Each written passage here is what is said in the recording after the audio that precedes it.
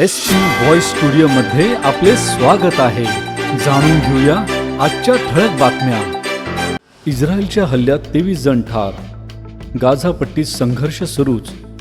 Gaza पट्टीतील संघर्ष थांबवण्याच्या उद्देशाने ऑक्टोबरमध्ये केलेला शस्त्रसंधी करार प्रगतीपथावर असतानाही हल्ले सुरूच असून शनिवारी इस्रायलने केलेल्या हल्ल्यात बालकांसह 23 जण ठार झाल्याची माहिती गाझामधील रुग्णालयांनी दिली। इस्रायलने एका दिवसापूर्वीच हमासवर शस्त्रसंधी पुन्हा उल्लंघन केल्याचा आरोप केला होता। त्यानंतर गाझा सिटीमधील इमारत तसेच खान युनिसमधील तंबू छावणी यांच्यासह गाझामधील अनेक ठिकाणांना लक्ष्य करण्यात आले। यामध्ये 2 महिला आणि 6 बालकांसह 12 जणांचा मृत्यू झाला। गाझा सिटीमधील पोलीस ठाण्यावरही हल्ला झाला।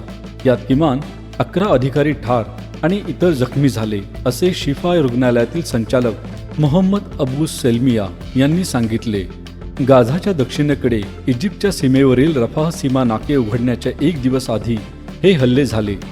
संपूर्ण युद्धादरम्यान ही सीमा बंद होती।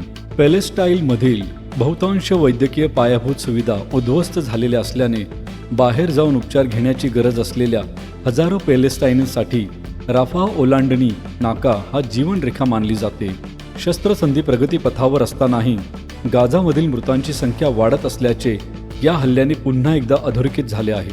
अशा आणि इतर बातम्यांसाठी सबस्क्राईब करा SP व्हॉइस स्टुडिओ चॅनल। धन्यवाद।